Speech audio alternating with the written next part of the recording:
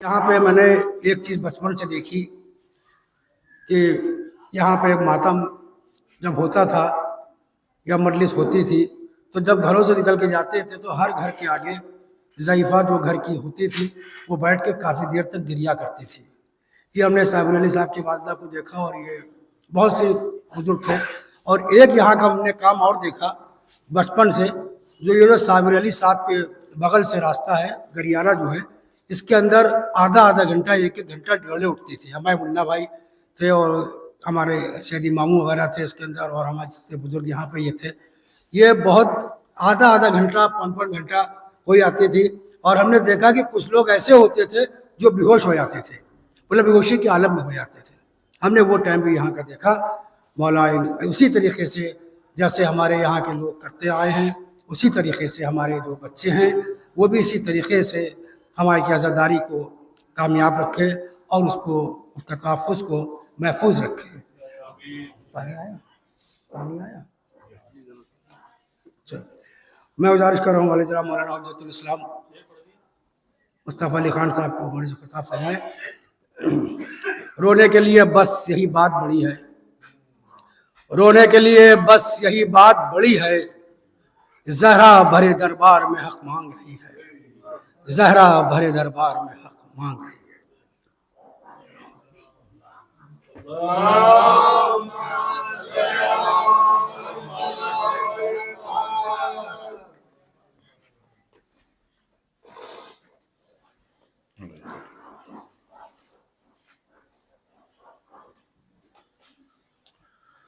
रहमल्लाहु मन क़रअल फ़ातिहा।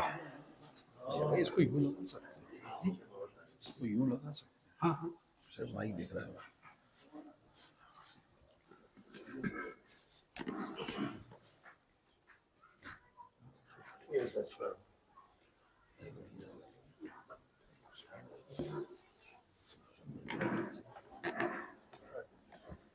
नहीं है, रुकिए सिर्फ माइक दिख रहा है। नारे हैदरी, नारे सलवार।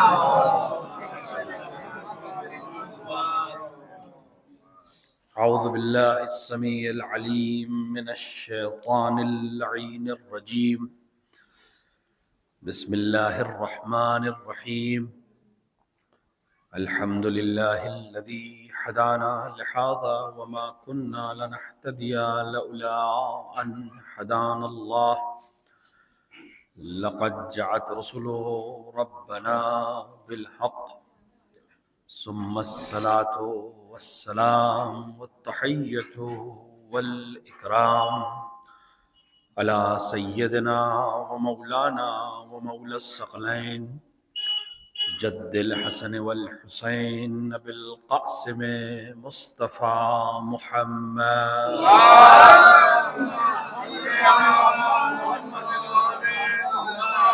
व अला आलिहि तय्यबीन ताहिरीन अल मासूमीन अल मुंतखबीन अल मज़लूमीन ला सियमा इब्न अम्मिही गालिब अला कुल्ल गालिब मौलाना अली इब्न अबी तालिब व अला साहिब दावतिन नबविय्यत वस्सौलतिल हैदरिय्यत वल इस्मतिल फातिमिय्यत वल हिल्मिल हसनिय्यत वश्शुजाअतिल हुसैनिय्यत वल इबादतिस सज्जादिय्यत वल मआसिरिल बाक़रिय्यत वल आसारिल जअफरिय्यत वलुलूमिल काज़िमिय्यत वल हुज्जजुर रज़विय्यत वज्जूदुत तक़विय्यत वन नक़ावतुन नक़विय्यत वल हैबतिल अस्करिय्यत वल ग़ैबतिल इलाहिय्यत साहिबल अस्र वज़ ज़मान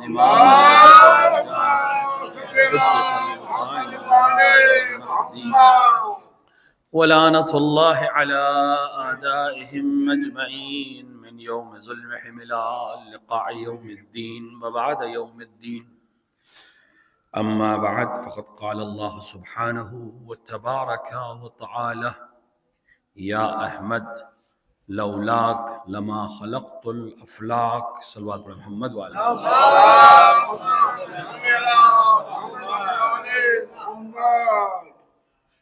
ارباب اعظم ماتمداران صدیقہ طاہرہ، سب سے پہلے آپ سب کی خدمت میں اور آپ سب کی جانب سے امام عصر صاحب عزا وارث حقیقی صدیقہ طاہرہ کی خدمت میں ان کی جد مظلومہ کی شہادت کی تعزیت اور تسلیت پیش کرتے ہیں، اور بارگاہ الہی میں دست دعا ہے کہ وہ اس مظلومہ کے حق کے قسم سے اور اس حق کے واسطے سے ان کے وارث کے ظہور میں تعجیل کرے اور ہمیں اپنے امام کو پہچاننے اور ان کی نصرت کرنے کی توفیق عطا فرمائے۔ یہ مجالس، یہ فرش، اس کی اہمیت کیا ہے حقیقتاً ہمیں نہیں معلوم ہے۔ اس کی حقیقت انسان پر جب کھلے گی تو پھر وہ اس پہ کچھ کر نہیں سکے گا، کیونکہ یہ حقیقت انسان کے وجود کو تب پتہ چلے گی جب وہ عمل کرنے کی منزل میں نہیں رہ جائے گا، یعنی اس طرف چلا جائے گا۔ روایات میں ہے کہ مومنین یا مومن، یعنی غیر مومن کی بات ہی نہیں ہے، مومن حسرت کریں گے کچھ چیزوں کی، روز محشر حسرت کریں گے کچھ چیزوں کی۔ ان میں سے ایک حسرت یہ ہوگی کہ جب وہ عمل خیر کر رہے تھے اس میں کچھ اور کر دیتے، کیونکہ اس وقت انہیں قیمت معلوم ہوگی۔ ہم جب کسی چیز کا حساب کرتے ہیں، مثلا مجالس میں ہم کیسے حساب کرتے ہیں کہ آج مثلا 4 مجلسوں میں گئے، 5 مجلسوں میں گئے، وہاں حساب عدد سے نہیں ہوگا، روایات کے لحاظ سے وہاں حساب لمحوں سے ہوگا، کتنے لمحے مجلس میں تھے۔ جب وہاں حساب سمجھ میں آئے گا تو پھر انسان مومن آرزو کرے گا کہ کاش کچھ دیر پہلے مجلس میں چلے گئے ہوتے، کچھ دیر اور بیٹھ گئے ہوتے، تھوڑی سی تو ہمت تھی اس دوسری والی میں بھی چلے گئے ہوتے۔ تو وہاں جو دینے والا ہے وہ ہمارے حساب سے نہیں دینے والا ہے، وہ اپنے حساب سے دینے والا ہے۔ لہذا عاقل وہ ہے کہ اس کے حساب کو نظر میں رکھتے ہوئے اپنے عمل کو یہاں کرے، کیونکہ عمل وہاں نہیں ہے، عمل یہیں ہونا ہے۔ ظاہر ہے کہ ہمیں چونکہ بہت سی چیزیں مل جاتی ہیں لہذا اس کی قدر و قیمت نہیں رہتی جس طرح سے ہونی چاہیے۔ مجالس مثلا کوئی ایسے گھرانے میں پیدا ہوا ہے جہاں مجلسیں ہوتی ہیں، جہاں عزاداری ہوتی ہے، بچپن سے دیکھتا چلا آیا، تو اسے شاید وہ اہمیت نہیں معلوم ہو۔ یا مثلا ایک ایسے ملک میں آپ رہتے ہیں الحمدللہ جہاں کوئی پابندی نہیں ہے آپ کو، الحمدللہ اس طرح کی تو کوئی پابندی نہیں، حتیٰ اس دور میں جب ہر چیز پہ پابندی تھی تب بھی ہم نے مجالس کی۔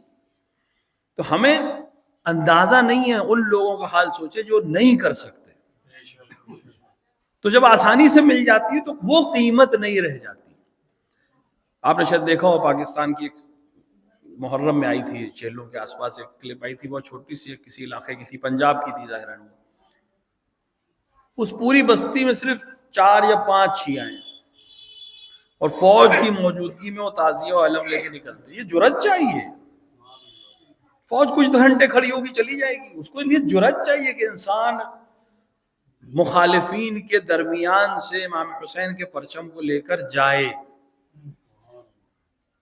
دنیا میں تو جو اللہ دے گا وہ دے گا، لیکن آخرت میں اس کا حساب کیا ہونے والا ہے یہ ہمیں نہیں معلوم ہے۔ لیکن بہرحال وہ کہہ سکتا ہے کہ میں نے دشمن کے درمیان آپ کے نام کو بلند کیا۔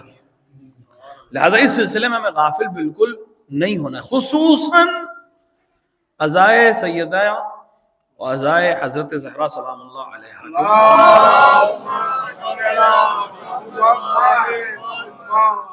کیونکہ عزائے جناب زہرا اور نام حضرت زہرا تشیع کی حقانیت کا نام ہے۔ صرف پہچان، دیکھیے ہماری پہچان امام حسین ہے، جو لوگ خصوصاً ہندوستان میں اس کو آسانی سے آپ سمجھ سکتے ہیں، درک کر سکتے ہیں۔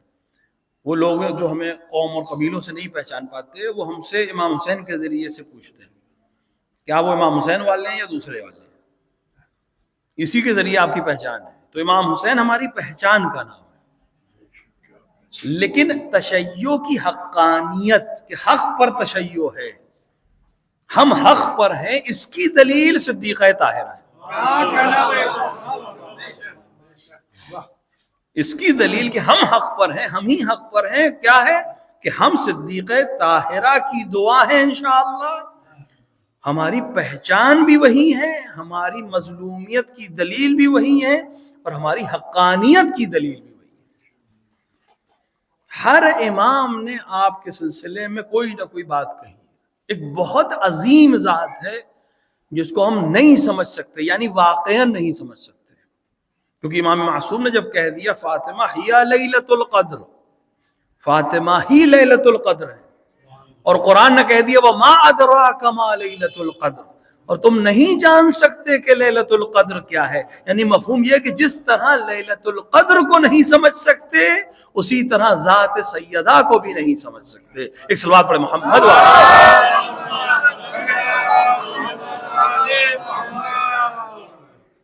یہ جو حدیث میں نے آپ کے سامنے پیش کی، اصطلاح میں اسے حدیث قدسی کہتے ہیں۔ اپنے جوانوں کے لیے عرض کر رہا ہوں، حدیث قدسی وہ حدیث ہے، وہ قول ہے جو اللہ کا قول ہے لیکن قرآن کا حصہ نہیں ہے۔ قرآن اللہ کا کلام، حدیث قدسی بھی اللہ ہی کا کلام ہے لیکن اسے قرآن میں جگہ نہیں دی گئی۔ وہ اللہ کی مصلحت ہے، کسی کو قرآن میں رکھے کسی نہیں رکھے۔ رسول اکرم اسلام کی زبان اقدس سے جو الفاظ نکلے اس کے 3 حصے ہیں، اور یہ خود آپ کی امانت داری کی دلیل ہے۔ رسول کی زبان سے ایک کلام نکلا اور رسول نے کہا یہ قرآن ہے،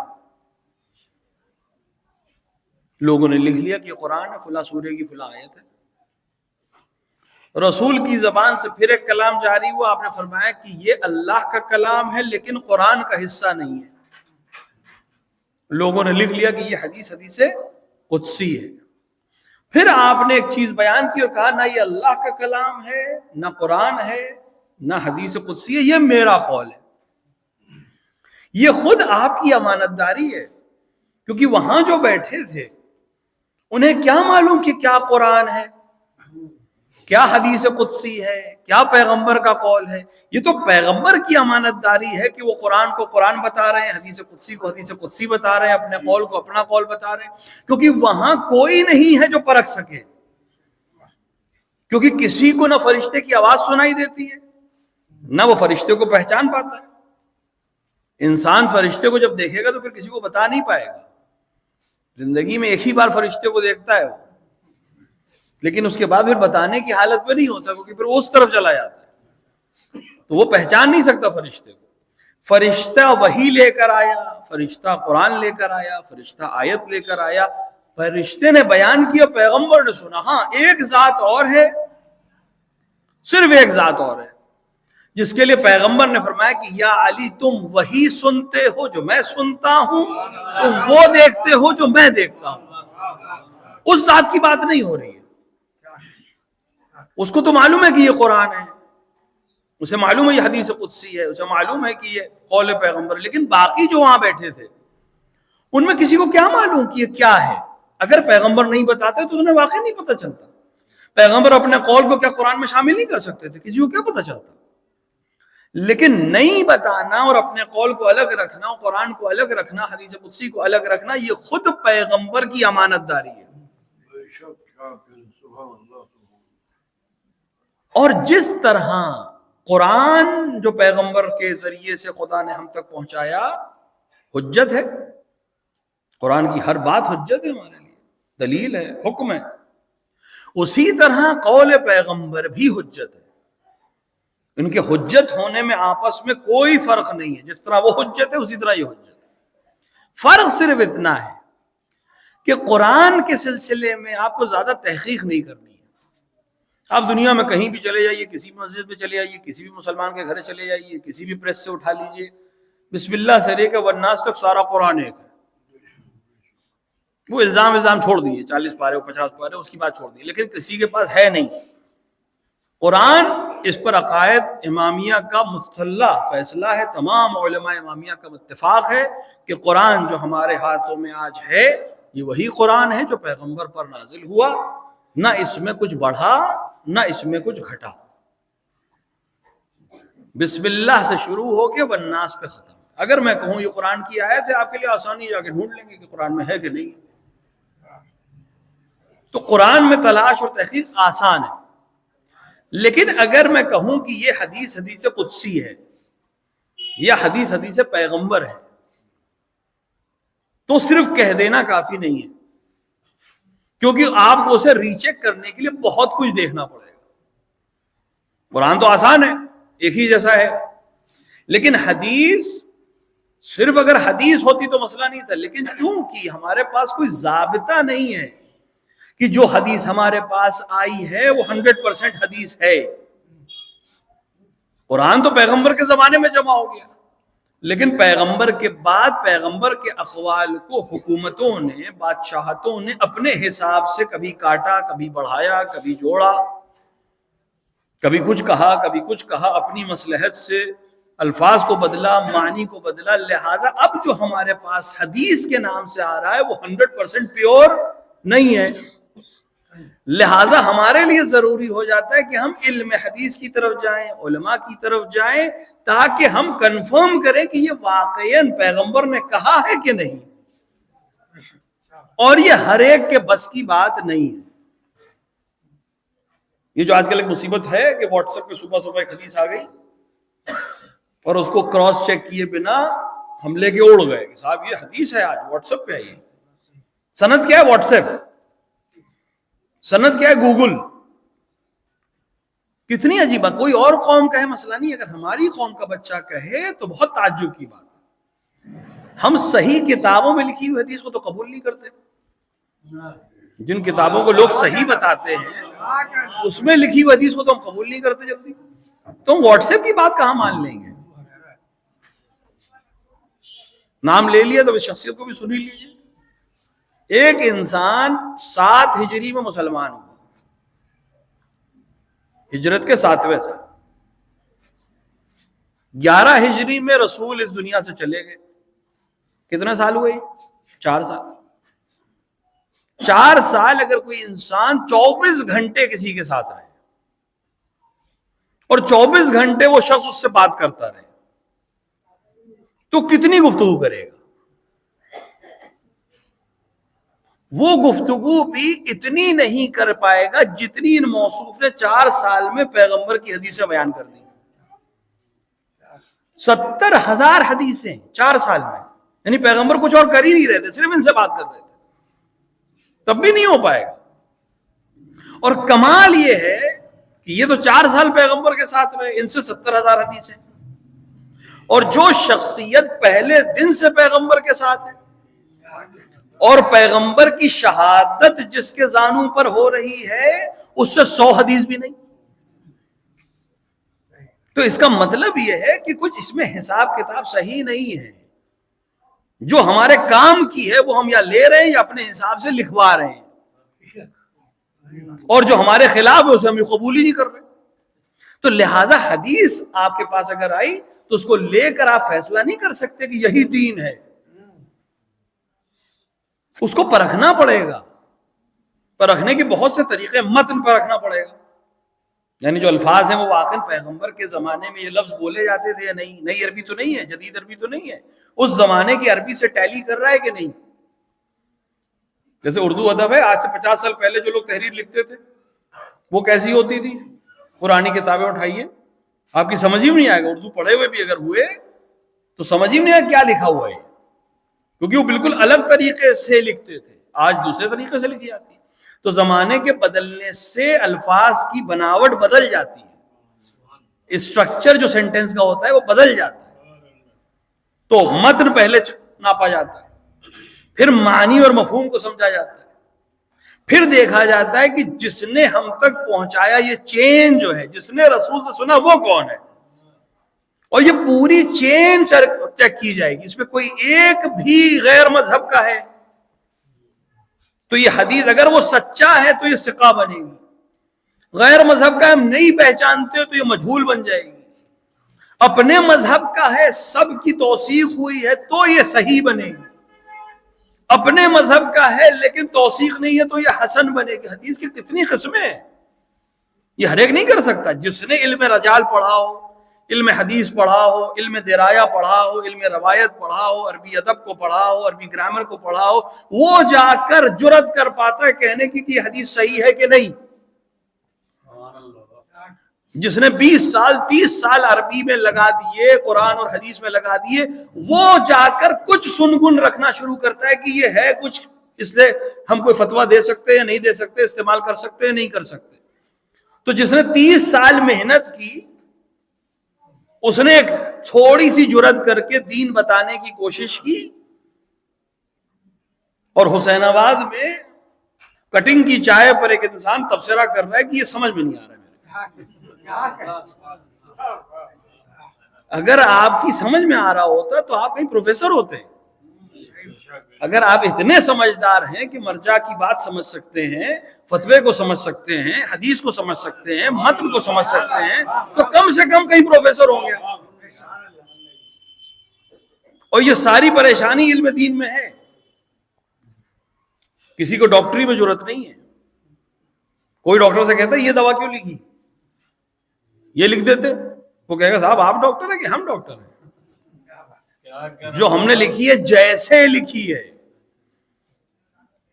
ایک دوا آپ کو لکھی وہی دوا مجھے لکھی, لیکن مجھ سے کہا دن میں 3 بار کھانا, آپ سے کہا دن میں 2 بار کھانا, تو آپ جا کے اسے جھگڑا نہیں کر سکتے. وہ کہے گا آپ کے بدن کا مزاج الگ ہے, ان کے بدن کا مزاج الگ ہے, یہ میں طے کروں گا کس کو کتنی دوا دینی. انجینئر صاحب کے پاس گئے کہ صاحب وہ گھر بنانا ہے, نقشہ بنا دیجئے. پھر آپ اس سے یہ جرا نہیں کریں گے صاحب یہاں کیوں پلر دے دیا, ہم تو چاہ رہے تھے وہاں دے دیجئے, یہاں کیوں وینٹیلیشن دے دیا, وہاں دے دیجئے. وہ کہے گا میں انجینئر ہوں کہ آپ انجینئر ہیں. تو جس طرح جس فن میں آپ کو علم نہیں ہے, آپ اس فن کے ماہر سے پھر بحث نہیں کر سکتے. اسی طرح جب علم حدیث میں, علم رجال میں آپ کو علم نہیں ہے, تو پھر یا اس کی بات کو مانیے, اور اگر نہیں ماننا ہے تو کم سے کم آپ اس سے بحث کے مقام پہ نہیں ہیں. یہ کوئی قوم و قبیلے کا بھی مسئلہ نہیں ہے, ذات و پات کا بھی کوئی مسئلہ نہیں ہے. نہیں, بسم اللہ آئیے, آپ کو شوق ہے آئیے, 20-30 سال لگائیے, پھر آپ بھی اس لائق ہو جائیں کہ آپ بات بیان کریں, ہم آپ کی بات قبول کر لیں. یہ ہر چیز میں. تو ایک حدیث سے دین سمجھ میں نہیں آئے گا, جس طرح قرآن سے, قرآن کی ایک آیت لے کے آپ کو دین سمجھ میں آ جائے گا. جب تک پورا قرآن سامنے نہ ہو, پورا قرآن بھی اگر سامنے ہو, تب بھی بہت کچھ آپ کی سمجھ میں نہیں آئے گا. میں مثال دے رہا ہوں, قرآن میں سجدے کے مختلف صیغے ہیں, یعنی سجدہ, یسجدو. عربی میں صیغے ہوتے ہیں, فارمز, انگلش میں بھی ہوتے ہیں, ہندی میں. سنسکرت ایک زمانے میں ہم لوگ پڑھتے تھے ہندی 3 کے نام سے, ڈرتے تھے کہ دھاتو روپ تو شبد روپ, اس سے کیسے بس ایگزام دے دیں. بعد میں زندگی میں عربی آ گئی, پوری زندگی اب صیغوں میں گزر رہی ہے, ماضی, مضارع, امر. تو صیغے بدلتے ہیں, فارمز بدلتے ہیں, میننگ بدل جاتے ہیں. تو سجدہ جو ہے اس کے مختلف فارمز قرآن میں 94 جگہ پہ آئے, لیکن پورے قرآن میں یہ کہیں نہیں لکھا ہے کہ کس پر سجدہ, کس چیز پر سجدہ کرنا, یہ قرآن میں ہے ہی نہیں. اور یہ عمل ہر مسلمان کو دن میں کم سے کم 34 بار کرنا ہے. واجب سجدے تو کرے گا, 17 رکعت تو پڑھے گا, 17 رکعت میں 34 سجدے کرے گا. سجدہ کس پہ کرنا ہے؟ قرآن میں ہے ہی نہیں. قرآن میں سجدہ ہے بس, کیسے کرنا یہ ہے ہی نہیں, کس پر کرنا یہ بھی نہیں ہے. سجدے میں ہاتھ ایسے رکھے ہوں, گھٹنے رکھے ہوں, انگوٹھے پیر کے ایسے ہوں, ہے ہی نہیں. تو کیا کرے مسلمان؟ وہی مسلمان جو کل تک کہہ رہا تھا کتاب اللہ کافی ہے, حسبنا کتاب اللہ, وہ کہے گا نہیں, پیغمبر کو دیکھیے, رسول کو دیکھیے, رسول اللہ بتائیں گے رسول اللہ کیسے سجدہ کر رہے ہیں. تو رسول کہاں پہ سجدہ کرتے تھے؟ رسول تو مسجد میں سجدہ کرتے تھے, نماز مسجد میں پڑھ رہے. تو مسجد میں تو فرش تھا نہیں, قالین تو بچھا نہیں تھا وہاں. مسجد النبی میں مٹی تھی, پلاسٹر بھی نہیں تھا, پلاسٹر کا زمانہ ہی نہیں تھا, مٹی تھی, سنگریزے تھے. پیغمبر جب سجدہ کرتے تھے تو خاک پہ سجدہ کرتے تھے.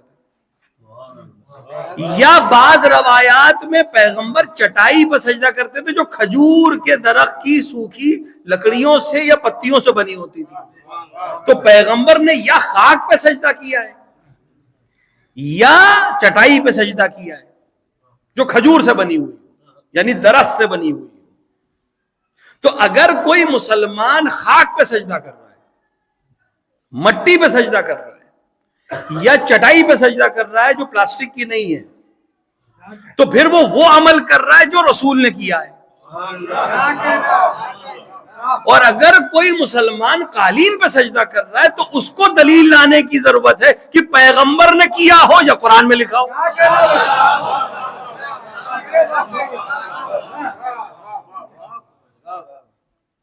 یہ تو بہت آسان سی چیز ہے، ہر دن ہر مسلمان کرتا، سجدے سے تو انکار نہیں. اب رہی بات کہ جس چیز پر سجدہ کیا جائے کیا یہ سجدہ اس کو ہوتا ہے؟ یہ بھی تو الزام لگتا ہے کہ آپ صاحب خود پرستی کرتے ہیں، مٹی پہ سجدہ کرتے ہیں، ڈھیلے آپ گھر میں رکھتے ہیں سجدہ کے نام سے، اسی کی پرستش آپ کرتے ہیں. کیوں؟ کیونکہ آپ اس پر سجدہ کرتے ہیں. آپ دنیا کی، اس کا مطلب آپ نے قومیں دیکھی نہیں. جو بت پرستی کرتے ہیں وہ بت پر سجدہ نہیں کرتے، بت کے سامنے سجدہ کرتے ہیں. جس چیز پر سجدہ کیا جاتا ہے اس کا سجدہ نہیں ہوتا ہے. اگر یہی دلیل ہے تو ہم تو مٹی پہ سجدہ کرتے ہیں. آپ کہہ رہے ہیں مٹی پہ سجدہ کرنے والا یعنی مٹی کی سجدہ کر رہا ہے، تو پھر آپ تو قالین پہ کرتے ہیں. تو اس مطلب آپ قالین کی پرستش کرتے ہیں. تو آپ کہیں گے نہیں صاحب، سر قالین پہ رکھتے ہیں لیکن نیت تو ہم اللہ جل جلالہ کی کرتے ہیں. تو جس طرح آپ 1000 روپے کے قالین پر سر رکھ کر اللہ کا تصور کر کے سجدہ کرتے ہیں، ہم خاک پر سر رکھ کے اللہ کا تصور کرتے ہیں. ایک صلوات پڑھے محمد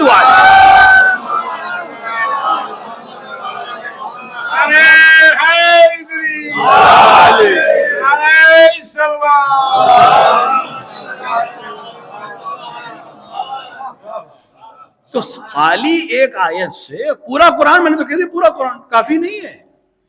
کوئی چاہیے جو بتائے قرآن کیا کہہ رہا ہے. نماز پہلا ہے ہماری ابھی وہاں صاحب نماز رمضان میں تو کیا کہنا نماز کو. ان جو ایک ہمارے لکھنؤ میں تو کیا کہنا، تھوڑا سا چلے آئیے، اتنی تیزی سے قرآن پڑھا جاتا ہے کہ جبرائیل پریشان ہے. جو 23 برس میں لے کر آئے وہ یہ 23 گھنٹے میں ختم کرنا چاہ رہے ہیں. 5 دن میں ختم ہو جائے پورا قرآن. قرآن کیا کہہ رہا ہے؟ وَرَتِّلِ الْقُرْآنَ تَرْتِيلًا. قرآن کو آہستہ پڑھو، ترتیل سے پڑھو، رک رک کے پڑھو. کوئی کمپٹیشن نہیں کرا المیہ کتنی جلدی ختم ہو جائے گا، یہ کمپٹیشن ہی نہیں ہے. قرآن سمجھنے کے لیے نازل ہوا ہے، سمجھانے کے لیے نازل ہوا ہے، ہدایت کے لیے نازل ہوا ہے.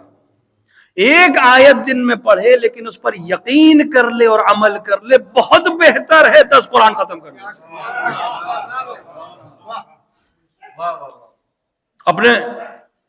اپنی قوم سے بھی کہہ رہا ہوں، ہمارے بچپنے میں ابھی بھی خیر یہ سسٹم ہے ہی. 4 سال 5 سال کا بچہ ہوا خوشی سے بیان کرتے صاحب قرآن شروع کر دیا ہے، 7 سال میں آمین ہو گئی صاحب. اچھی بات ہے. بنی کلاب یہاں بھی ایک صلوات پڑھے محمد والے.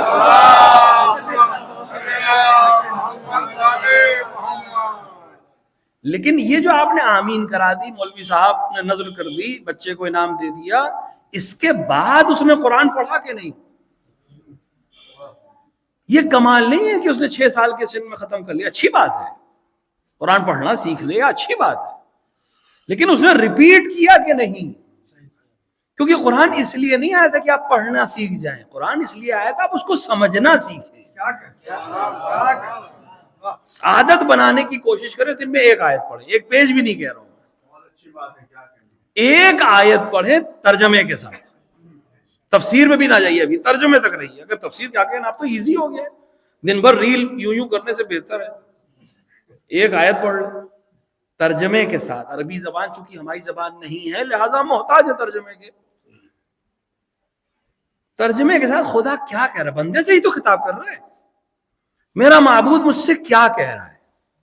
آپ سوچیں آپ کس مقام پہ آ گئے ہیں، کون خطاب کر رہا ہے آپ سے؟ اگر شہر کا کوئی بہت بڑا افسر آپ سے بات کرنے لگے روبرو، 4 دن آپ گائیں گے۔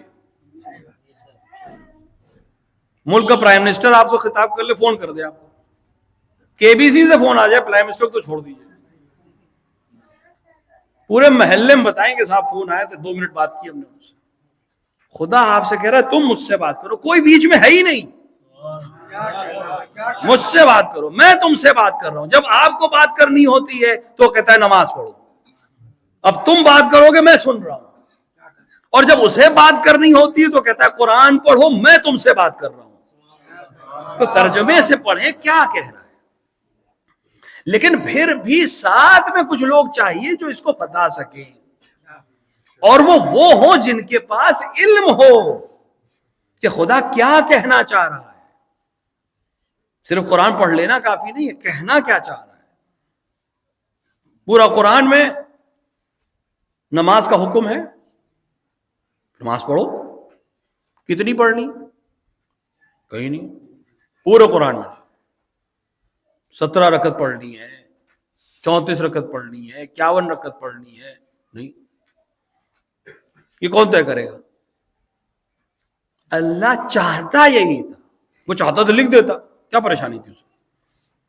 لیکن اس کی پالیسی یہی تھی، پالیسی اس کی یہ ہے کہ میں قرآن بھیج رہا ہوں، لیکن تمہارے ذہن میں یہ نہ آ جائے کتاب کافی ہے،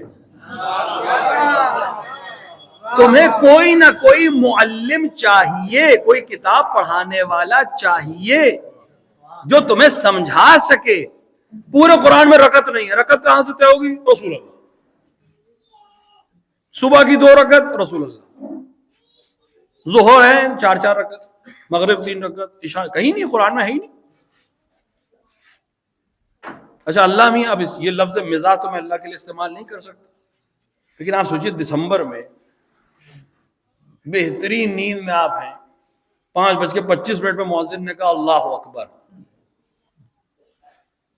اٹھنا ہے، ٹھنڈے پانی سے وضو کر رہے ہیں، اور جب اٹھ گئے ٹھنڈے پانی سے وضو کر لیا، نیند ختم ہو گئی، اللہ کہہ رہا 2 رکعت، بس 2 رکعت چاہیے، دوبارہ جا کے سو جائیے، اس کو کوئی پرابلم نہیں، اس کے نقصانات الگ ہیں لیکن حرام تو نہیں ہے، سو سکتا ہے۔ اب جو جگا لیا تھا تو 8 رکعت پڑھوا لیتا، نہیں 2۔ اور دن میں جب اتنا کام ہے، آفس کا کام ہے، اتنا کام ہے، بچوں کو لینے جانا ہے، آفس بھی پہنچنا ہے، لنچ آور بھی نہیں ہے، اب 8 رکعت پڑھو۔ صبح اٹھے ہو بلند آواز سے پڑھو، دوپہر میں آہستہ پڑھو۔ یہ کون طے کر رہا ہے؟ کیوں طے کر رہا ہے؟ نہیں معلوم، لیکن کوئی چاہیے جو قرآن کے علاوہ ہمیں بتائے کہ کیسے کرنا ہے، تاکہ ہم وہ کر سکیں جو وہ چاہتا ہے۔ وہ خدا اپنے حبیب کو کہہ رہا ہے یا احمد۔ یہ بھی ایک مقام ہے کہ خدا نام لے کر کسی کو پکارے۔ ان تمام بندوں میں، ان تمام مخلوقات میں تم سے کہہ رہا ہوں یا احمد، اگر تم نہ ہوتے لما خلقت الافلاق، میں کچھ بھی پیدا نہ کرتا۔ اب یہ بہت اہم چیز ہے، یہ مقام جو ہے، یہ اللہ کیا کہنا چاہ رہا ہے؟ کیا کہہ رہا ہے خدا؟ یہ فضیلت بیان کر رہا ہے پیغمبر کی، مقام فضیلت ہے کہ یہ پیغمبر کی فضیلت ہے کہ سب کچھ ان کے لیے پیدا ہوا ہے۔ اگر حدیث یہیں پہ ختم ہو جاتی ہم مان لیتے مقام فضیلت ہے، لیکن حدیث تو آگے بڑھ گئی، حدیث ایک حصہ آگے بڑھ گیا۔ اگر آپ اس کو مقام فضیلت مان لیں گے کہ یہ پیغمبر کی فضیلت ہے کہ ان کے لیے سب کچھ خلق کیا گیا، تو اگلا جملہ جس شخص کے لیے آ رہا ہے وہ پھر پیغمبر سے بڑا ہو جائے گا، کیونکہ اگلے جملے میں حدیث کہہ رہی لولا علی لما خلقتک، اگر علی نہ ہوتے میں آپ کو خلق نہ کرتا۔ تو اگر پہلی جگہ وہ فضیلت ہے تو پھر یہاں فضیلت بڑھتی نظر آ رہی ہے، اور یہ ہمارا یقین ہے اور عقیدہ ہے کہ پیغمبر سے افضل اور برتر کوئی نہیں ہے۔ پیغمبر امیر المومنین سے بھی افضل ہے، پیغمبر صدیقہ طاہرہ سے بھی افضل ہے، مخلوقات میں سب سے افضل پیغمبر ہے. تو یہ کون سا مقام ہے؟ خدا فضیلت بیان کر رہا ہے. ہماری پریشانی ہے کہ ہم فضیلت اپنے لیول سے چیک کرتے ہیں. مولانا صاحب آج فضائل پڑھیے گا حضرت علی کے. کیا پڑھیں بھائی؟ خیبر اکھاڑ دیا حضرت علی نے. یہ فضیلت ہے؟ یہ حضرت علی کے لیے فضیلت ہے کہ انہوں نے خیبر اکھاڑا؟ ہمیں اس لیے لگ رہی فضیلت کہ ہم کر نہیں سکتے، تو ہم اپنے لیول سے علی کو چیک کر رہے ہیں، جبکہ علی کو علی کس نے بنایا ہے؟ علی الاعلی نے اس کو علی بنایا ہے. جو خود علی ہے اس نے اسے علی بنایا ہے. تو ہمیں کراس اگر چیک کرنا ہے تو اسے اس لیول سے دیکھنا پڑے گا. ہمیں فضیلت کیا سمجھ میں آئی کہ علی نے خیبر کو اٹھا لیا. آپ خود سوچیں، جس کے اشارے سے سورج پلٹ جائے اس کے لیے باب خیبر اکھاڑنا کیا چیز ہے؟ سورج پلٹ جائے ہم جو سن لیتے ہیں بس آسانی سے، فضیلت ہے، سبحان اللہ. کیا کیا امیر المومنین نے؟ سورج پلٹنا آسان چیز ہے؟ یہ جو کچھ ہستی میں ہے، ہم کہاں رہتے ہیں؟ دنیا میں رہتے ہیں. یہ دنیا جسے ارتھ کہا جائے، پرتھوی کہہ لیجئے، دنیا کہہ لیجئے، یہ خورشید یعنی سورج کے گرد چکر لگا رہی ہے. اور اپنے وجود میں، دن میں، رات میں، موسم میں، ہر چیز میں سورج کی محتاج ہے. اور سورج اور زمین کے درمیان جو حرکت ہے، جو سسٹم بنا ہے، اس میں ایک سیکنڈ کا فرق نہیں ہو سکتا. سیکنڈ تو میں نے بہت بڑا جملہ کہہ دیا، نینو سیکنڈ کا بھی فرق نہیں ہو سکتا. والد ماجد نے تقریباً 35 برس پہلے نماز کا چارٹ بنایا تھا، شاید یہاں بھی مسجد میں لگا. جو نماز کا ٹائم ہے آپ کا، صبح کی نماز، ظہر کی نماز، مغرب کی نماز، افطار کا وقت، پورے سال کا چارٹ آپ کو ہر مسجد میں مل جائے گا. تو یہ کیوں بن جاتا ہے؟ ہر سال آپ چینج تو کرتے نہیں، کیلنڈر چینج کرتے ہیں ہر سال آپ، لیکن مسجد کی نماز کی ٹائمنگ کا چارٹ نہیں چینج کرتے. کیوں؟ کیونکہ خدا نے یہ نظام اتنا دقیق بنایا ہے، اتنا سسٹمیٹک بنایا ہے کہ آج 19 دسمبر کو صبح جتنے بجے سورج اگا ہے 100 سال پہلے بھی اتنے ہی بجے اگا ہوگا، اور آپ 100 سال آگے چلے جائیے تب بھی اتنے ہی بجے اگے گا. لہذا ایک بار اگر انسان نے محنت کر لی اور بنا دیا تو وہ نماز کے سلسلے میں اسے دوبارہ دیکھنے اور چیک کرنے کی ضرورت نہیں ہے. ہر شہر میں جس وقت جس دن سورج اگتا ہے اگلے سال اتنے ہی بجے اگے گا، اتنے ہی بجے ڈوبے گا. اسی لیے آپ کا نماز کا وقت سورج سے، دنوں کا حساب چاند سے، مہینے کا حساب آپ کا اسلامی حساب جو ہے وہ چاند سے. اس میں بھی حکمت ہے. اس کا فائدہ کیا ہے چاند کے ہونے سے؟ کہ تاریخ اور مہینہ سال میں گھومتے رہتے ہیں. کیسے گھومتے رہتے ہیں؟ رمضان کبھی گرمی میں پڑے گا، کبھی سردی میں پڑے گا، کبھی برسات میں پڑے گا، کبھی بہار میں پڑے گا. تو ایک انسان پورے سال میں جتنے بھی روزے کی کیفیت ہو سکتی ہے یہ سارے دن عبادت الہیہ میں گزار دے. چھوٹے سے چھوٹا دن بھی روزہ رکھے، بڑے سے بڑے دن بھی روزہ رکھے. ہر موسم میں عبادت الہیہ کا مزہ چکھ لے.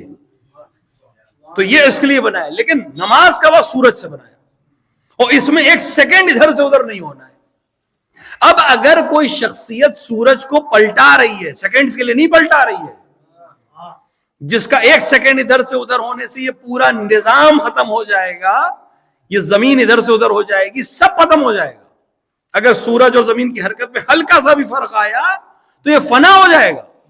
ایک سیکنڈ کا فرق اگر آ گیا، اور اگر اب کوئی ذات اشارہ کر کے سورج کی گردش کو یا زمین کی حرکت کو کچھ پہر پلٹا رہی ہے کہ نماز کا وقت بالکل روشن ہو جائے، دن بالکل روشن ہو جائے، تو اس کا مطلب کچھ پہر پیچھے چلا گیا. اور اس کے باوجود بھی کائنات میں کوئی تبدیلی نہیں آئی. اس کا مطلب صرف سورج کو نہیں پلٹا رہا ہے، پوری وجود کائنات کو اپنے اشارے سے روکے ہوئے ہے.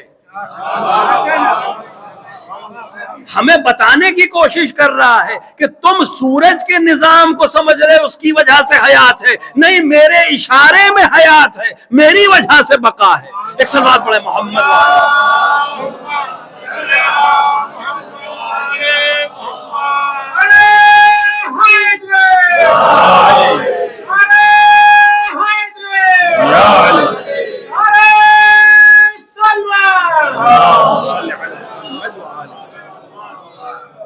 تو جو ذات زمین اور زمان کو اپنے ہاتھوں پہ روکے ہے، اس کے لیے کیا کمال ہے در خیبر اکھڑ دینا؟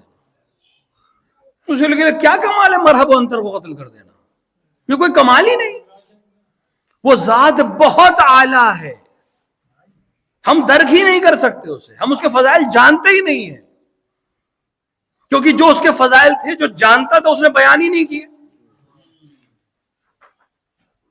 پیغمبر کی زندگی کو پڑھیے، کتابوں کو پڑھیے، تو آپ کو لگے گا پیغمبر نے سوائے مدح علی کے کچھ کیا ہی نہیں۔ پیغمبر کی حدیثیں جو امیر المومنین کے سلسلے میں ہیں کتنی ہیں، کیسی کیسی حدیثیں۔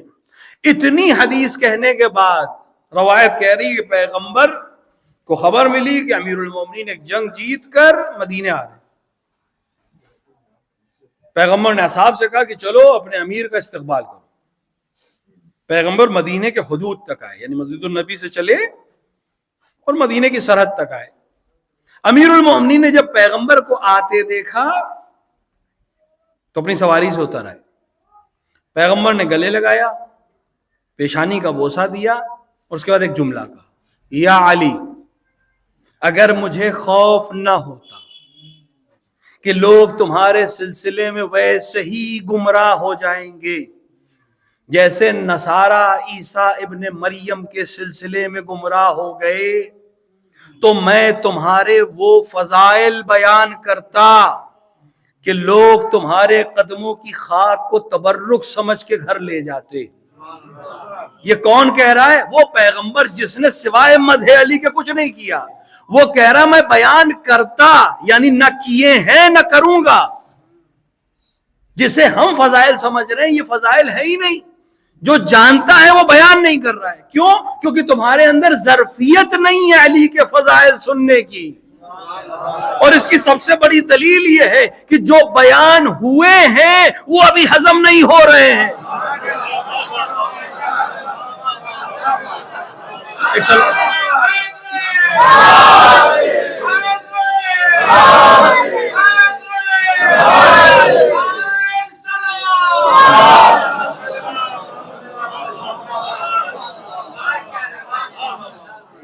شاید میں نے یہاں یہ بات کہی تھی، دہرانے میں کوئی حرج نہیں۔ ایک الزام ہم لوگوں پہ لگتا ہے کہ صاحب آپ ائمہ کو رسول سے بڑھا دیتے،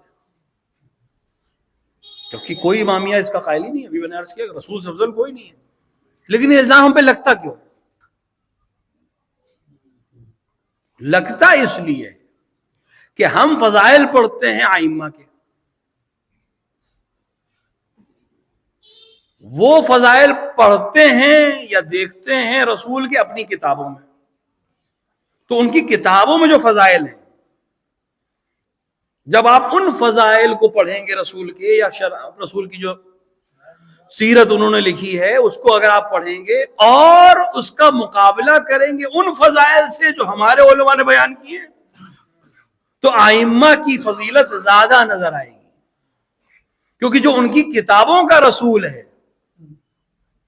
وہ یہاں بیان نہیں ہو سکتا۔ جو رسول ہے، جو ان کی کتابوں کا رسول ہے، اس کا قد بہت چھوٹا نظر آئے گا اس امام کے سامنے جو ہمارے منبر سے بیان ہو رہا ہے۔ حق یہ ہے کہ اگر رسول کی فضیلت سننی ہے تو اپنی کتاب مت دیکھو، آ کر ہمارے ہی علماء سے پوچھو۔ جس کے ادنا شاگرد کا نام علی ہے وہ پیغمبر کس مقام پر ہوگا؟ امیر المومنین تمام فضیلتوں کے ساتھ رسول کے شاگرد ہیں، رسول کے خلیفہ ہیں، رسول کے نائب ہیں۔ تو جب نائب اس کمال پر ہے تو اصل ذات کس پر ہوگی؟ جب وہ صاحب علم ہے۔ علی کتنے بڑے عالم ہیں ہمیں تو معلوم ہی نہیں، علی کتنا علم رکھتے ہم جانتے ہی نہیں۔ ہماری تو مجبوری ہے کہ ہم علی کو عالم کہتے ہیں، کیونکہ ہمارے پاس لفظ ہی نہیں ہے کچھ اور. علم رکھنے والے کے لیے ہمارے پاس کوئی لفظ ہی نہیں ہے. عالم کے علاوہ کوئی لفظ ہے؟ یہی ایک لفظ ہے. نقصان اس کا یہ ہے کہ جب ہم یہ لفظ استعمال کرتے ہیں تو نہ معرفت رکھنے والا اس کو لگنے لگتا ہے کہ جیسے یہ عالم ویسے وہ عالم. مجبوری ہماری ہے, تھوڑی سی کتاب پڑھے ہوئے کو بھی ہم عالم کہہ دیتے ہیں, اور سب کچھ جاننے والے کو بھی مجبوری عالم کہتے ہیں. جبکہ حقیقت یہ کہ علی عالم نہیں ہے, علی علم ہے. علی جس کے ذہن میں آ جاتے ہیں وہ عالم بن جاتا ہے.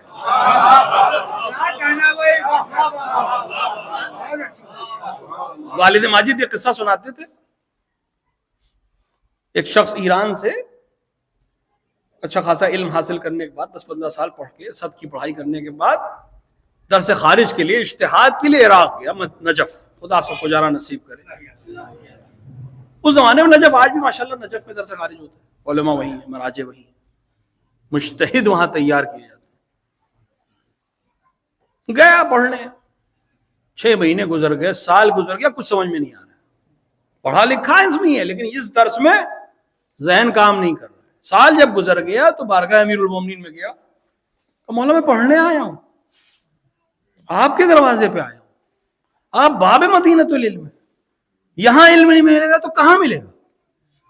میں سچ میں پڑھنے آیا ہوں, کل لوٹ کے جاؤں گا اپنے قوم کے پاس, قبیلے کے پاس, کیا بتاؤں گا, کیا لے کر جاؤں گا؟ مجھے علم چاہیے, آپ کے علاوہ کوئی نہیں علم دینے والا. سو گیا. خواب میں امیر المومنین ہے, صلوات محمد,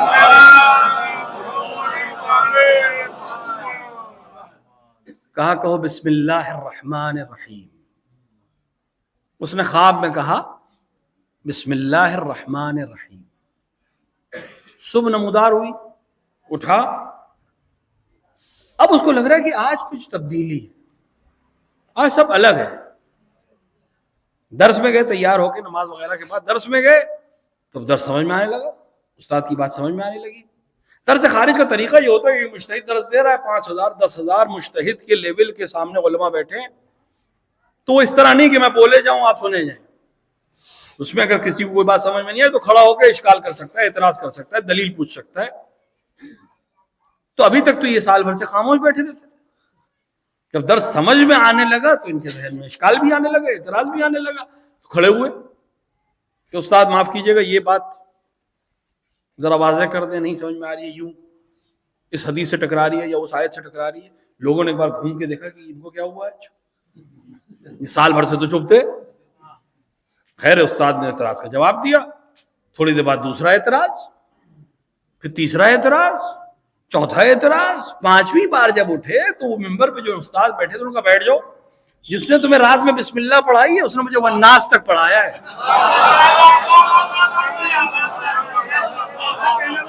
ایک صلوات پڑھے محمد وعلى.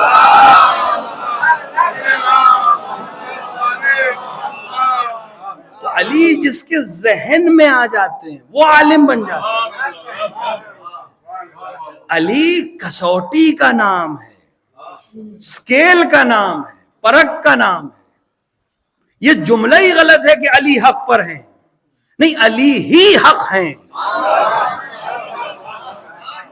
علی کو نہیں تولا جائے گا, علی پر تولا جائے گا. علی ہی حق ہے. پیغمبر یہی تو کہہ رہے ہیں کہ جدھر جدھر علی مڑیں گے حق ادھر مڑ جائے گا. کیا مطلب ہے؟ علی معیار کا نام ہے, علی ترازو کا نام ہے, علی اسکیل کا نام ہے.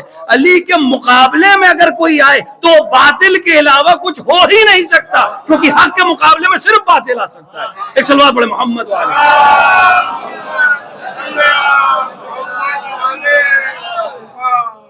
تو یہ مقام ہے علی کا.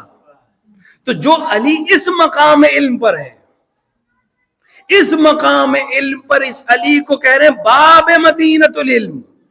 یہ علم کے شہر کا دروازہ ہے.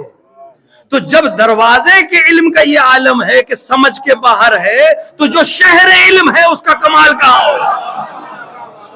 نعرہ حیدری حیدری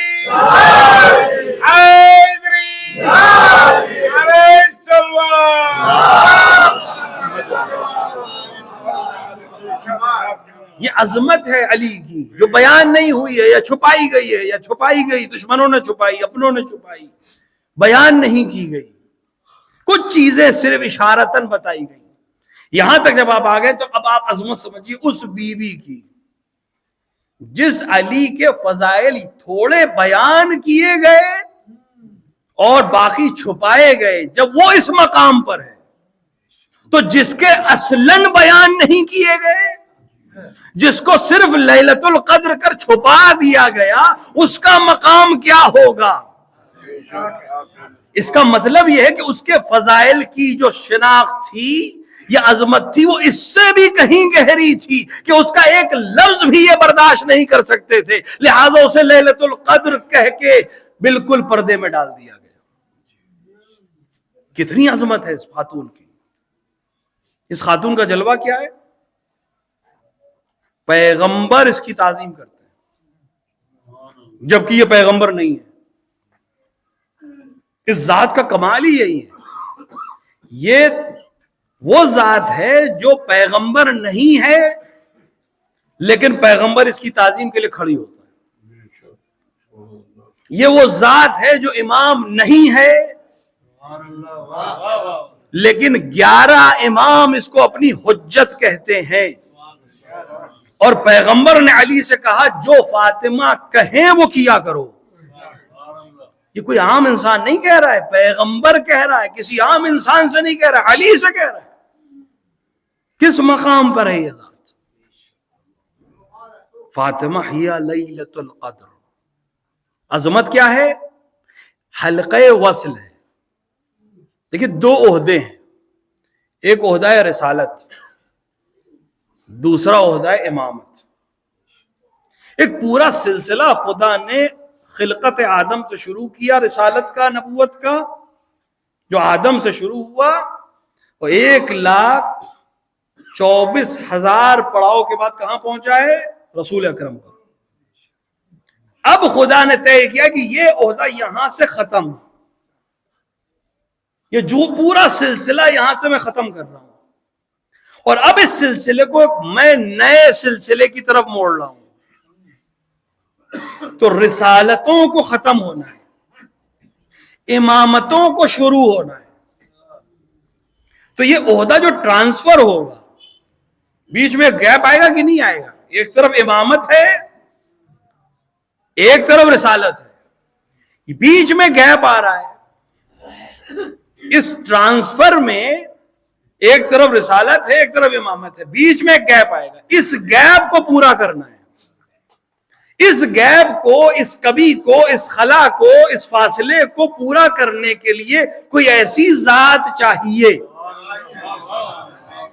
جو ایک طرف سے رسالت سے ملی ہوئی ہو، دوسری طرف سے امامت سے ملی ہوئی ہو، عہدے میں رسالت پر نہ ہو لیکن اس سے کم نہ ہو، مقام میں امامت پر فائز نہ ہو لیکن اس سے چھوٹی نہ ہو۔ لہذا ایک وجود خدا نے وہاں سے بھیجا جسے وہاں کوثر کہا گیا، یہاں زہرا کہا گیا۔ یہ برقع وصل ہے امامت کے درمیان اور رسالت کے درمیان۔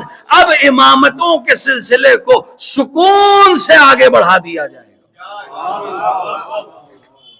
اس وجود کا نام ہے زہرا، لہذا رسالت اس کی تعظیم کرتی ہے۔ میں نے آپ کے سامنے قصہ پڑھا، رسول اکرم آئے، امیر المومنین کو گلے سے لگایا، امیر المومنین کی پیشانی کو چوما، امیر المومنین کے سلسلے میں فرمایا، فضائل کے سلسلے میں حدیث فرمائی، لیکن پوری تاریخ میں آپ کو نہیں ملے گا کہ پیغمبر نے اپنے سامنے علی کو کسی جگہ پر بٹھایا ہو، اپنی جگہ پر۔ پوری تاریخ میں نہیں کہ پیغمبر نے علی کو اپنی جگہ پر بٹھایا ہو۔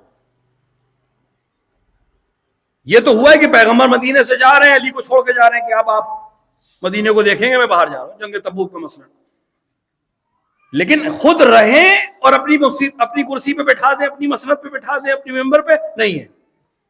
لیکن تمام علماء نے لکھا ہے، اہل سنت نے بھی لکھا، شیعہ نے بھی لکھا کہ جب بھی فاطمہ آتی تھی، جب بھی، ایک بار نہیں، جب بھی فاطمہ آتی تھی پیغمبر کھڑے ہو جاتے تھے۔ آپ عظمت سمجھ رہے ہیں؟ میں مجلس پڑھ رہا ہوں، آپ بیٹھے کوئی شخصیت آئی, میں کیا کروں گا؟ رک جاؤں گا, صلوات پڑھوا دوں گا, ان کو بیٹھنے کی جگہ دوں گا, اس سے زیادہ نہیں کروں گا. کیوں؟ کیونکہ یہ عمل جو میں کر رہا ہوں یہ اس سے بہرحال افضل ہے. میں اس کا احترام اسی حد تک کروں گا جس حد تک یہاں کی توہین نہ ہو. مجلس کا ایک وقار ہے تو میں اس کا احترام اسی حد تک کروں گا کہ مجلس کے وقار کو ٹھیس نہ پہنچے. تو کوئی اور نہیں, میں تو ایک گناہگار انسان ہوں. پیغمبر ہیں, پیغمبر قرآن و حدیث کے علاوہ کیا کر رہے ہوں گے مسجد میں؟ تبلیغ دین کے علاوہ کیا کر رہے ہوں گے؟ ممبر پہ بیٹھے ہیں, دیکھنے والا دیکھ رہا ہے کہ بیٹی آ رہی ہے, تو کیا بیٹی کے لیے پیغمبر اٹھ جائے گا؟ پیغمبر کا خاموش ہونا بتا رہا ہے کہ مسئلہ بیٹی کا نہیں ہے. پیغمبر صرف خاموش نہیں ہوئے, لوگوں سے نہیں کہا فاطمہ آنے دو, نہیں, خود کھڑے ہو گئے, آگے بڑھے, پیشانی کا بوسہ دیا, لے کر آئے, اپنی جگہ پر بٹھایا. اتنے عمل کیا پیغمبر نے. پیغمبر یہ عمل کر کے کیا بتا رہے ہیں کہ پیغمبر کو جو کام دیا گیا ہے,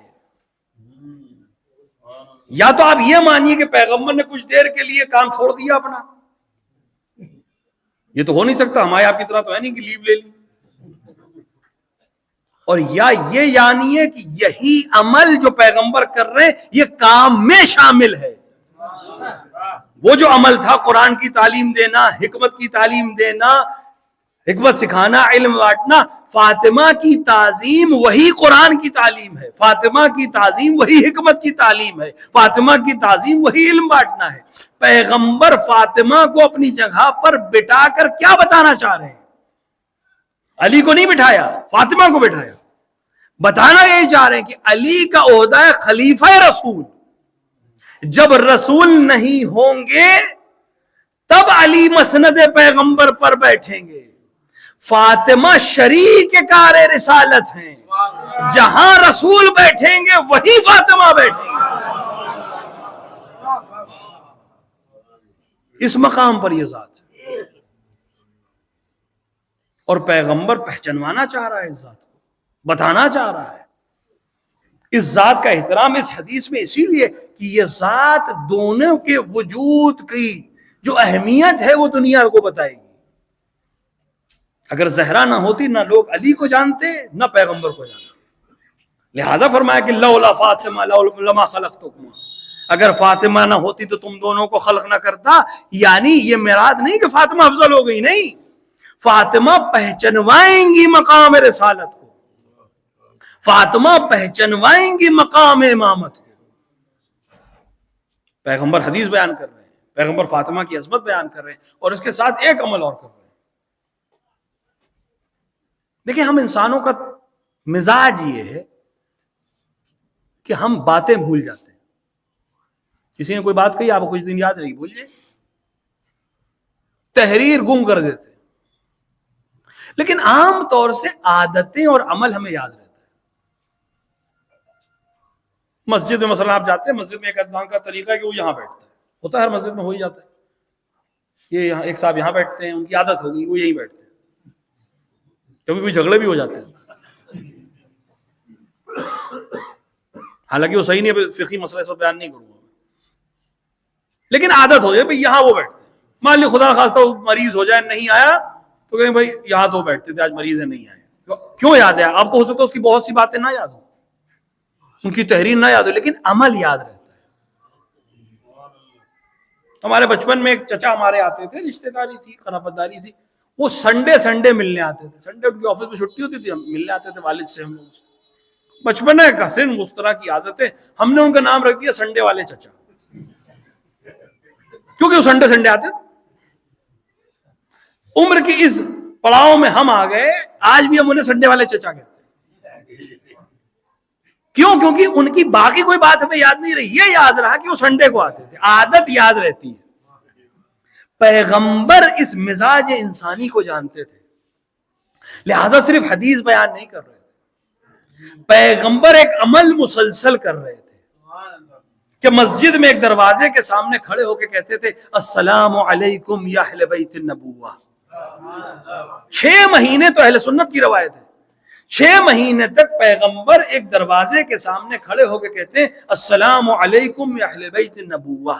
یعنی پیغمبر یہ بتانا چاہتے ہیں شاید میری حدیثیں بھول جاؤ، شاید میری تحریر پھاڑ دو، شاید میری باتوں کو بھول جاؤ، لیکن کم سے کم مزاج انسانی کے تقاضے کے تحت تمہیں جب بھی یہ دروازہ دکھائی دے گا یاد آئے گا کہ پیغمبر یہاں کھڑے ہو کر سلام کرتے تھے. یہ دروازہ مدینے کسی گلی میں نہیں ہے، مسجد میں ہے. یہ اکیلا دروازہ ہے جو مسجد میں کھلتا ہے.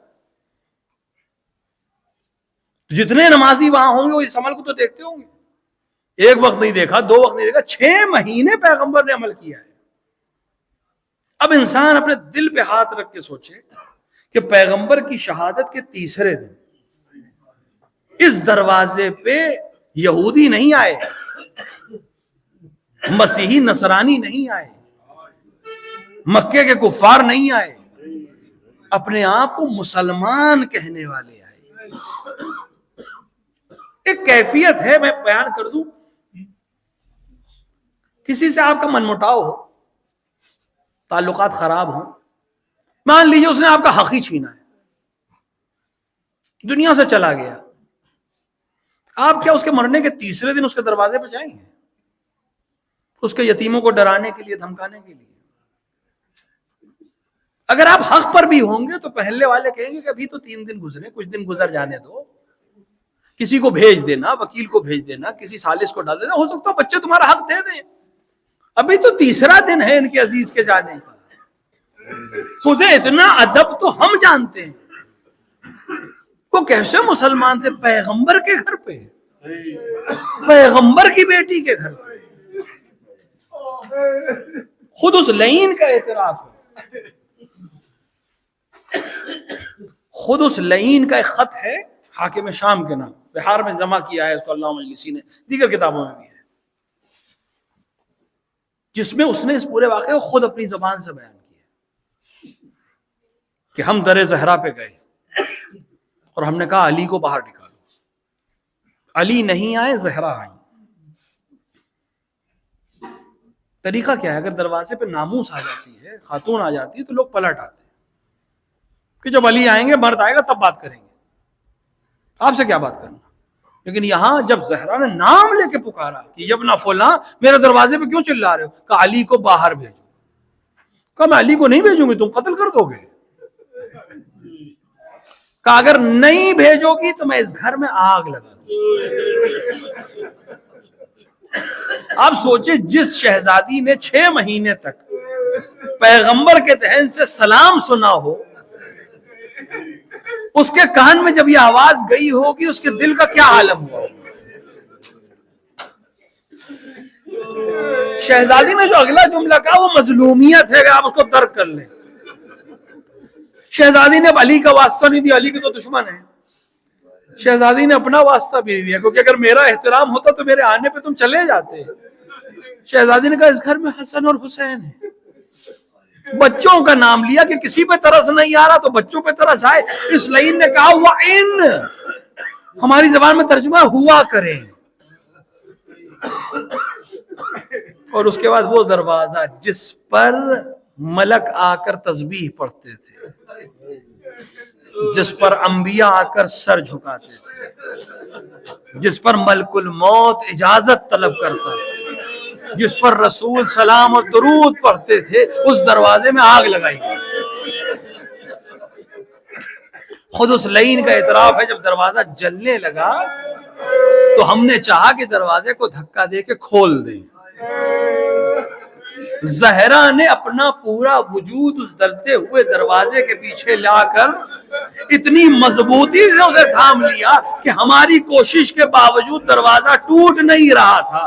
لہذا اس علم کے ساتھ کہ زہرا پیچھے کھڑی ہیں، میں نے پوری طاقت سے اس دروازے پر اس طرح کا انتظار کیا کہ ایک بار نبی ذاتی در و دیوار کے درمیان پس کے رہ گئی. अजरुकुम अल्लाह। आप तसव्वुर करें, नबी की बेटी, जलता हुआ दरवाजा, और जिसमें नाजरीन एक तरफ दीवार है एक तरफ दरवाजा है। जनाब ज़हरा ने दो आवाजें दी। पहली आवाज फिजा को दी, या फिजा खुजूनी, ए फिजा मेरी मदद को आओ कि इन्होंने उसे कत्ल कर दिया जो मेरे बतन में था। इस कैफियत को हम दर्क नहीं कर सकते, कितनी जिस्मानी अजियत है और कितनी रूहानी अजियत है। आप जानते हैं इस हादसे का नतीजा क्या हुआ? 1/3 नस्ल सादात कत्ल कर दी गई। एक मोहसिन कत्ल नहीं हुए, 1/3 नस्ल सादात कत्ल कर दी गई। फिजा मेरी मदद को। दूसरी आवाज, 14 सदियां गुजर गई, हमने तो यही तरबियत पाई और हमें देखते देखते दूसरों ने भी सीख लिया। हम लड़खड़ाते हैं, मुंह पे क्या आता है? या अली। कोई दूसरा लड़खड़ाता है, हम कहते हैं या अली। किसी को डगमगाते देखते हैं, जानते हो न जानते हो, पहचानते हो न पहचानते हो, मसलक का हो ना हो, हमारी जबान से बेइख्तियार आता है या अली। 1400 बरस बीत गए, आज भी लोग इसी तरह पुकारते हैं, अली इसी तरह मदद करने आते हैं। अली उसी घर में मौजूद थे, जहरा जलते हुए दरवाजे और दीवार के दरमियान थी, लेकिन जहरा ने अली को नहीं पुकारा। एक बार फिजा में आवाज गूंजी, या महदी।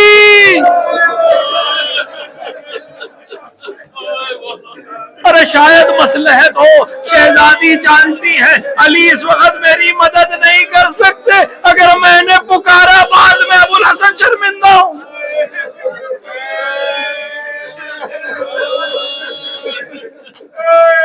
मैंने मसाइब को मुख्तसर किया। इस हमले के नतीजे में जहरा की पसलियां टूट गई। पसली टूटने का मतलब समझते हैं? इंसान के जिस्म की कोई भी हड्डी टूटे तकलीफ दे, लेकिन अगर पसली टूट जाए, टूटना तो बहुत दूर की बात है, पसली पे अगर बल भी आ जाए तो आपका हर आन तकलीफ दे, क्योंकि जब सांस लेंगे तब तकलीफ होगी, जब सांस बाहर करेंगे तब तकलीफ होगी। आप सोचे इस जख्म के साथ 40 दिन या 75 दिन या 95 दिन जहरा हर सांस में अजियत में, यहां तक कि अब हालत ये हो गई है कि जहरा, मैं सादात से माजरत चाहता हूं इस जुमले को कह रहा हूं, जहरा दुआए कुनूत में हाथ नहीं उठा पाती,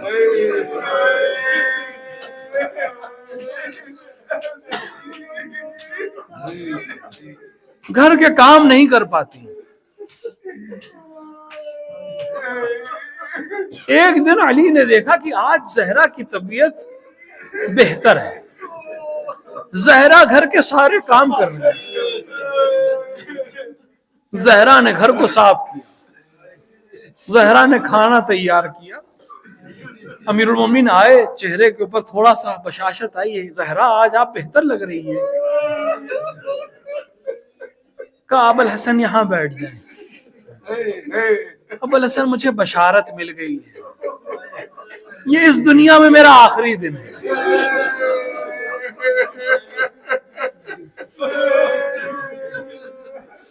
उसके बाद शहजादी रोने लगी। अमीरुल मोमिनीन ने फरमाया शहजादी रो क्यों नहीं है, आपकी तकलीफ तो खत्म हो जाएगी, आप पैगंबर से जाकर मिल जाएंगे। कहा अली मैं अपने लिए नहीं रो रही, मैं तो अपने बाद आपके लिए रो रही हूं। जब तक मैं थी मैं आपकी हिफाजत कर रही थी, अब आपकी हिफाजत कौन करेगा, आप पर रो रही। फिर जहरा ने कुछ वसीयतें की, अली घर से चले गए। तो जहरा ने कनीज को हिदायत की कि मैंने सारे काम कर दिए हैं, अब मैं अपने हुजरे में जा रही हूं। جب تک تسبیح اور تحلیل کی آواز سننا سمجھنا تمہاری شہزادی سے، اور جب یہ سلسلہ منقطع ہو جائے تو سمجھ لینا میں اپنے بابا کے پاس چلی گئی۔ شہزادی تسبیح کرتی رہی، کنیز سنتی رہی، یہاں تک کہ ایک بار تسبیح کا سلسلہ منقطع ہو گیا۔ آئیں شہزادی کو پکارا، بنت رسول جواب نہ ملا، ام الحسن جواب نہ ملا، ام الحسین جواب نہ ملا، ایک چیخ ماری اور چادر سر سے پیر تک اڑا دی۔ بچے گھر میں آئے، روایات میں اختلاف ہے، بچے گھر میں آئے، چاہا بہت گیا کہ بچے نہ سمجھیں کہ کیا ہوا ہے، لیکن ظاہر خاندان عصمت و طہارت کے بچے ہیں، فضا بدل چکی ہے گھر کی، جس گھر سے زہرا چلی گئی ہیں اس گھر میں کیسی بے نوری ہوگی۔ شہزادوں نے ماں کی بے روح لاش کو دیکھا، روایت میں دونوں بچے گھر سے دوڑتے ہوئے مسجد میں آئے۔ مسجد میں آنے کی کیفیت یہ کہ سر سے چھوٹے امامے گر چکے ہیں، ابا ڈھلک چکی ہے۔ علی نے جب بچوں کو آتے دیکھا، علی سمجھ گئے بچے کیا خبر لے کے آ رہے ہیں۔ ایک بار تصور کرے، کون؟ علی، فاتح خیبر علی، صبر کا عظیم پیکر علی۔ ایک بار محسوس کیا زہرا چلی گئی، علی ایک بار قد سے کھڑے ہوئے زمین پہ گر گئے۔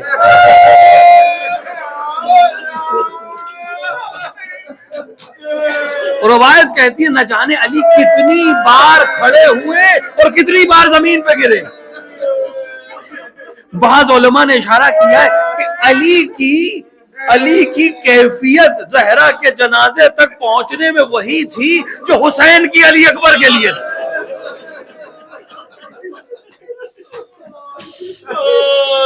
علی جنازے پہ پہنچے،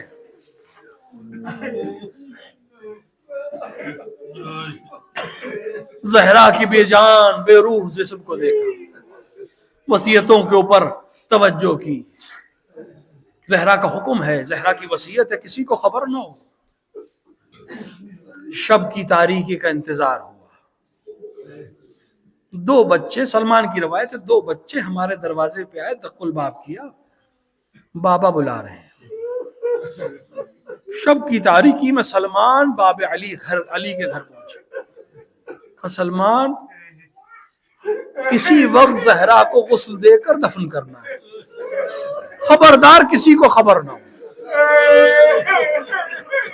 سلمان، مقداد، ابو ذر، یہ تین بعد میں کچھ اور نام ہے۔ دو بچے یعنی حسن حسین، دو بچیاں زینب و ام کلثوم، فضہ ہیں، اسما ہیں۔ علی غسل دے رہے ہیں۔ علی نے بچوں کو بھی ہدایت کی، اصحاب کو بھی ہدایت کی کہ کوئی بلند آواز سے گریہ نہ کرے، کیونکہ دشمنوں کو خبر نہیں ہونی ہے۔ سلمان کی روایت ہے کہ ہمیں حکم تھا کہ بلند آواز سے گریہ نہیں کرنا ہے۔ بچے سسک رہے تھے، بچیاں سسک رہی تھی، اسی اثنا میں ایک بار علی نے چیخ ماری۔ میں اس وقت تو نہ پوچھ سکا، کچھ دن جب گزر گئے تو میں نے علی سے پوچھا، ہے علی اس رات آپ نے سب کو منع کیا تھا، آخر ایسا کیا دیکھا آپ صبر نہ کر سکے؟ کہا سلمان، زہرا اس دنیا سے چلی گئی، مجھے خبر نہ کی، بازو ٹوٹ چکا تھا، پسلیاں ٹوٹ چکی۔ اجرکم اللہ، اجرکم اللہ۔ زہرا کو غسل دیا گیا، زہرا کو کفن پہنایا گیا، جنازہ تیار کر کے ایک بار علی نے بچوں کو آواز دی، بچوں آؤ ماں سے رخصت ہو لو، اگلا دیدار صبح قیامت میں ہوگا۔ خود امیر المومنین کی روایت ہے کہ جب یہ بچے ماں کے جنازے کے قریب آئے، میں نے اپنی ان آنکھوں سے دیکھا ایک بار بند کفن ٹوٹے، زہرا کے ہاتھ جیسے ہاتھ برآمد ہوئے، بچوں کو آغوش میں لے کے گریہ شروع ہوا، ملائک کی صف میں ہنگامہ ہوا، انبیاء کی صف میں ہنگامہ ہوا کسی منادی نے آواز دی، اے علی ان بچوں کو ماں سے الگ کیجئے، کوہرام مچا ہے۔ علی نے بچوں کو الگ کیا، میں کہوں گا علی نے بچوں کو جب الگ کیا ہوگا تسلی دی ہوگی، تشفی دی ہوگی، بچوں ماں چلی گئی، علی جیسا باپ زندہ ہے، پریشان ہونے کی ضرورت نہیں ہے، احترام سے، پیار سے، محبت سے جدا کیا ہوگا۔ لیکن ہائے یہی حسین جو آج اس طرح سے جدا کیے گئے، کربلا کا میدان ہوگا، ایک 4 برس کی بچی باپ کے سینے سے لپٹی، کوئی تعزیہ لگاتا ہے، کوئی تماچے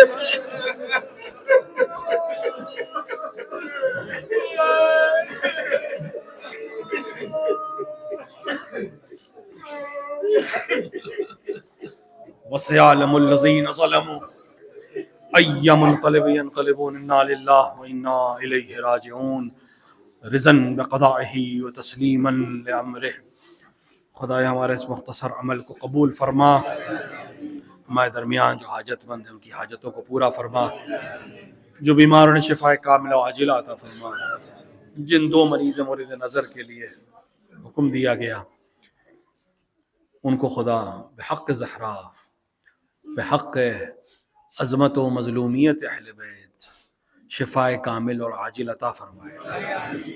خدایا اس عزاداری کی نعمت کو ہم سے سلب نہ فرما، خدایا ہمیں صحیح معنوں میں محب زہرا قرار دے، خدایا اس دنیا میں ان کی محبت اور آخرت میں ان کی شفاعت سے بہرمند فرما۔